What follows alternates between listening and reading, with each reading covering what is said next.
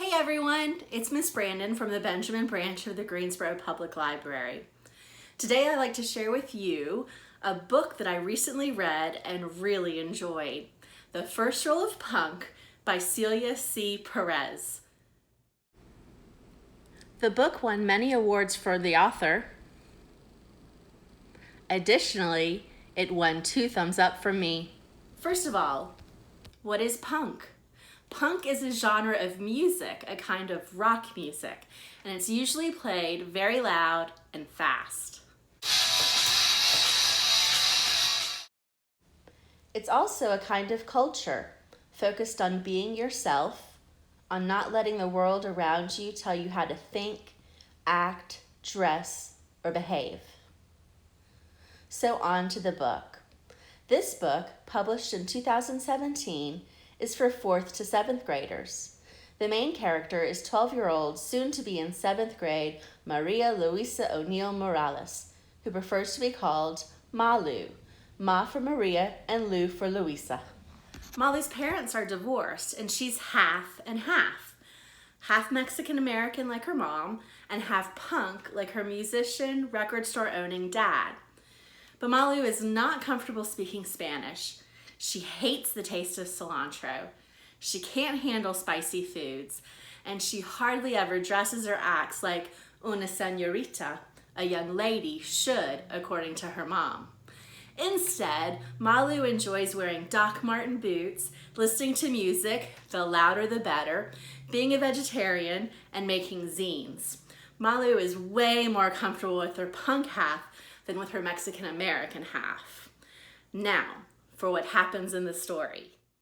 The book starts with Malu making a protest zine because her mom is forcing her to move to Chicago with her for 2 years for a job, moving away from her home, her dad, and her dog. And to top it off, Malu is about to be the new kid in 7th grade at Jose Guadalupe Posada Middle School. Just great. To get through this next bit, all these new experiences, new places, new changes, new people, some kind, some not so kind, Malu has to remember the first rule of punk. Well, the first rule of punk is there are no rules. But if there were rules, the first rule of punk would be yourself. And over the course of this book, Malu learns who she really is when her punk half and her Mexican-American half finally come together. So, what did I enjoy about this book?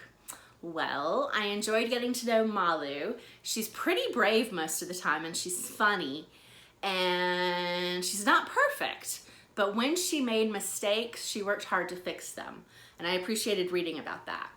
I also enjoyed reading about her relationship with her mother. At the beginning, they are totally not getting each other, like not at all.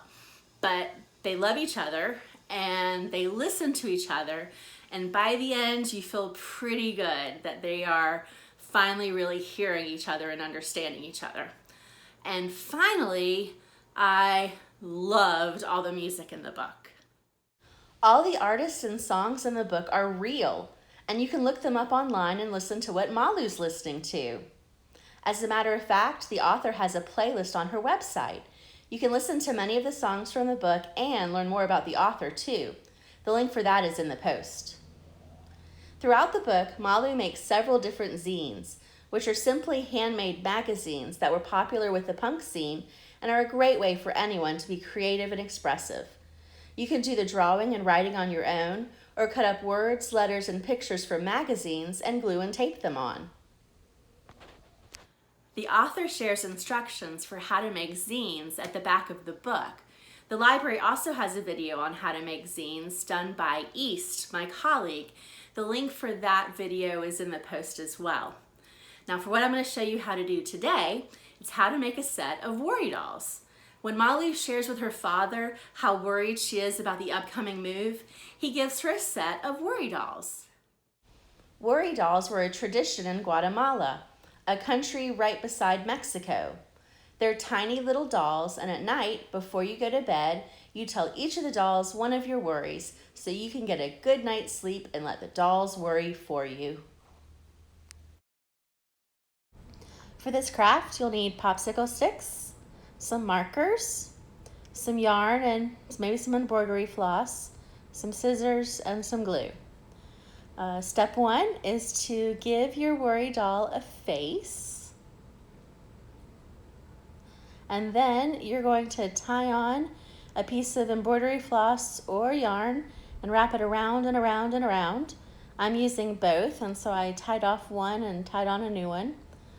When you're done, put a little dab of glue on the end and hold it tight. You can also tie it off and do both, actually.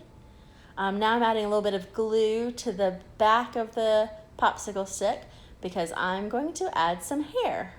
And the hair is just embroidery floss I cut into small pieces, and there it is. Now, what if you don't have yarn or embroidery floss? Well, we're going to start with a popsicle stick again. Make a face. This time I'm drawing on hair.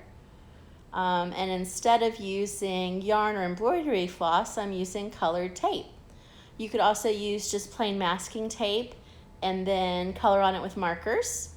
You could add scraps of fabric, or even you could cut up plastic bags or grocery bags and glue or tape those on. Now, what if you don't have popsicle sticks? Well, there's an option for that too. On an old cereal box or cracker box, I'm going to trace a head in a stick. If you wanted to get fancy, you could give it arms and legs. And now, once again, I'm just going to tie on some yarn and wrap it around and around and around and around and around and around. And when you get to the end, again, just tie it off. Maybe add a dab of glue if you want to make sure it won't unravel. And once again, just draw on a face. There we go.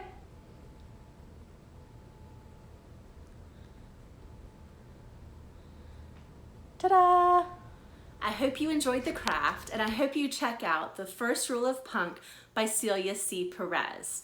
It's available in the library and also online with your library card, or if you're a Guilford County school student, with your student ID number prefaced by GCS. And whether you read it or not, I hope you remember the first rule of punk, according to Malu.